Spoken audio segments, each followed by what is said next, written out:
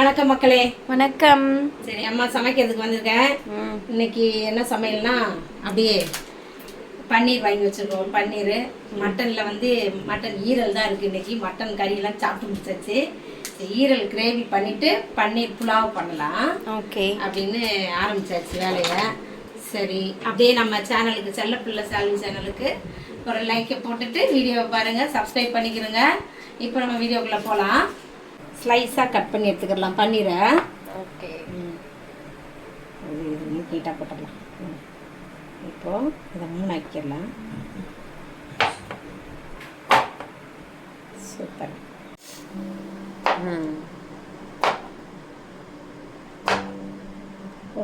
இப்போ வந்து பன்னீரை வந்து பட்டரில் வறுத்து எடுத்துக்கலாம். பட்டர் போட்டேன் கல்லில், அப்படியே கொஞ்சம் மிளகாத்தூள் தூவிடலாங்க. எல்லாத்தையும் ஒன்றுனா இதில் சேர்த்துடலாம்.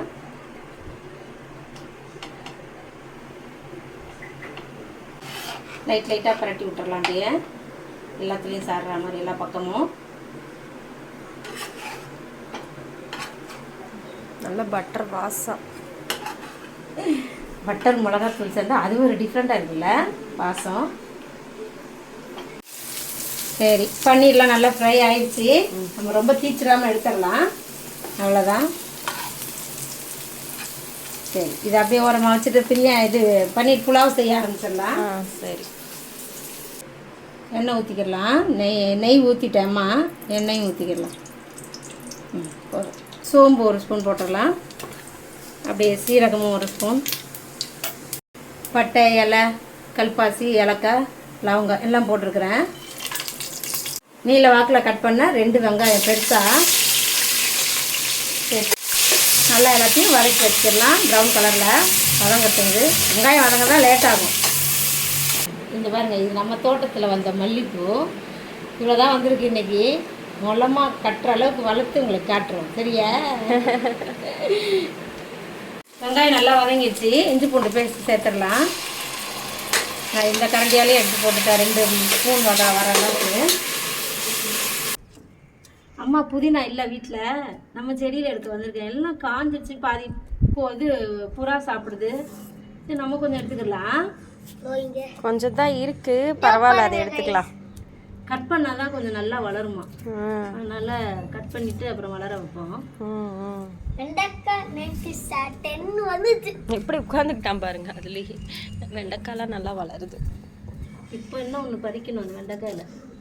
இது வந்துச்சு. சரி, வெண்டைக்காயை கட் பண்ணி எடுத்துடலாம் செடியிலேருந்து.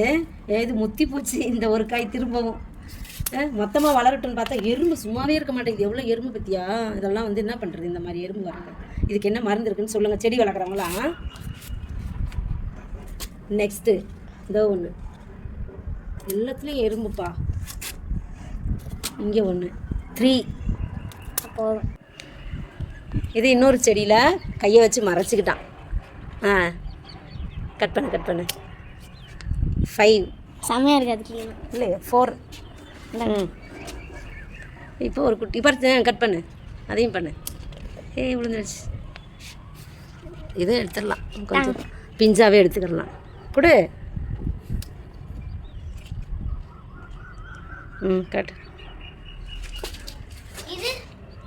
ஒரு பிளேட் எடுத்தாம்மா, அது கூட தான். அதெல்லாம் எறும்பு மண். நெக்ஸ்ட்டு அங்கே அப்படியே பூ பிடிச்சி காமிச்சிடலாம். என்ன பூவு? இங்கே நிறையா இல்லை.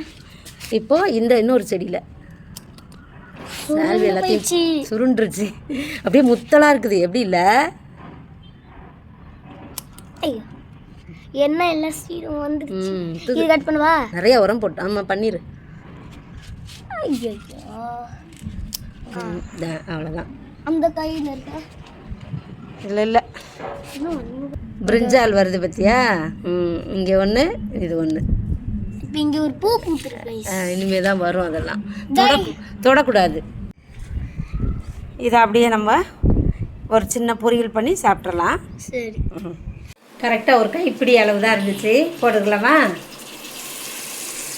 புதினா அப்படியே அந்த பச்சை மிளகாயும் இதில் சேர்த்து போட்டு வதக்கிடலாம். கூடவே பச்சை மிளகாயும் சேர்த்து போட்டுடலாம். ஒரு 5 மிளகா போடுறேன். ஏன்னா மிளகாத்தூள்லாம் போடாத ஒரு புலாவுக்கு அதெல்லாம் போட மாட்டோம் இல்லையா, அதனால இதான் காரம். பாதி தக்காளி சேர்த்துக்கலாம், முழுசு நிறைய தக்காளி போடக்கூடாது, அதனால் பாதி ஒரு இதில் பாதி நல்லா வதக்கலாம். புலாவுக்கு தேவையான அளவுக்கு உப்பு சேர்த்துடலாம். இப்போ நம்ம வறுத்து வச்ச பன்னீரை சேர்த்துடலாங்க.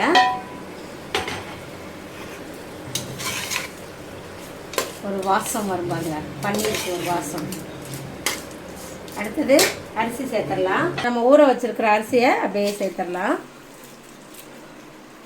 தண்ணியும் சேர்த்துடலாம். இவ்வளோதான் எடுத்துருந்த அரிசி, அதுக்கு ஏற்ற அளவுக்கு தண்ணி 1:1 1/2 இதையும் ஊற்றிடலாம். அரிசி மூழ்கிற அளவுக்கு தண்ணி இருக்கணும், அவ்வளோதானே. லைட்டாக கிளறி விடுங்க, பன்னீர்லாம் கொஞ்சம் மேலே இருக்க மாதிரி, இல்லைன்னா எல்லாம் அடியிலேயே கிளந்துரும். மேலேயே வந்துருச்சு பாருங்க. உப்பு போதும்ல.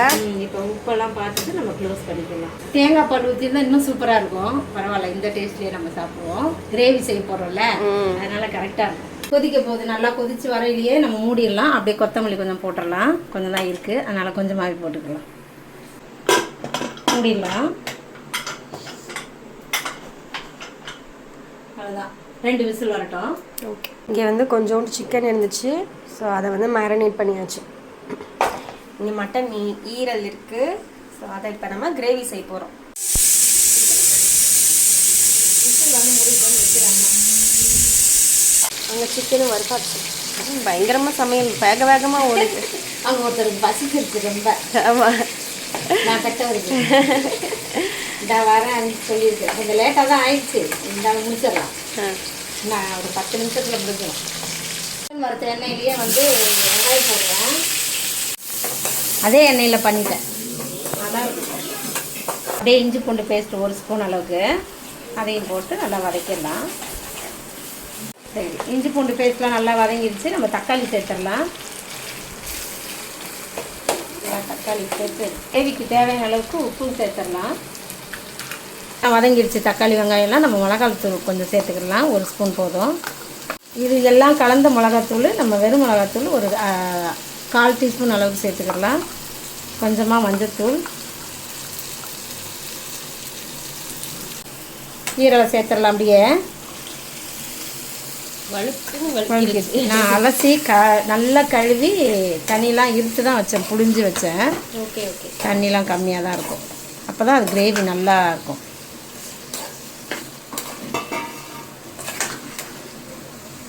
சரி, இப்போ இது நல்லா ஒரு 1/4 ஹவர் வேகட்டுமா? 1/4 ஹவர் கரெக்டாக இருக்கும்ல? போதும். ஈரெல்லாம் சீக்கிரமாக வெந்துடும், அதனால 1/4 ஹவரில் வேகும். 10 நிமிஷமே போதும். மூடி போட்டு வேக விட்டுடலாம். ஓகே, நேரம். அதுதான் ஈரல் தொக்கு முடிஞ்சிருச்சு.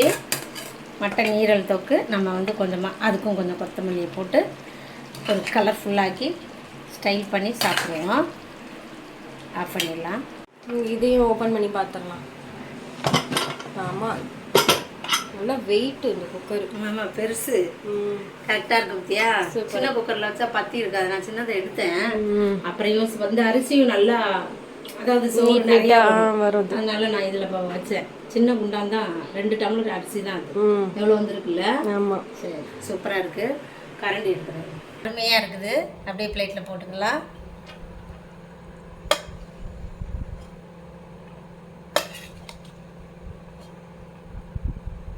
அப்படியே நம்ம மட்டன் ஈரல் தொக்கு வச்சுக்கிடலாம். இதுக்கு செம்மையாக இருக்கும்.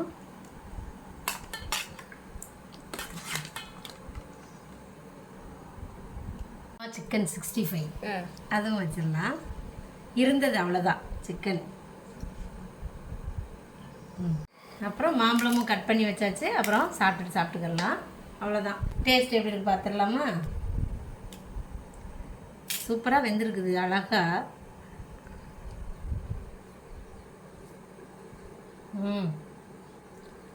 ஈரல் சூடாக இருக்குது எல்லாமே. டேஸ்ட்டாக இருப்பா, எல்லாமே நல்லா இருப்பா. அதுதான். உங்கள் வீட்டிலலாம் என்ன சமையல்னு கமெண்டில் சொல்லுங்கள். நம்ம நாளைக்கு பார்க்கலாம் அடுத்த வீடியோவில். பாய்.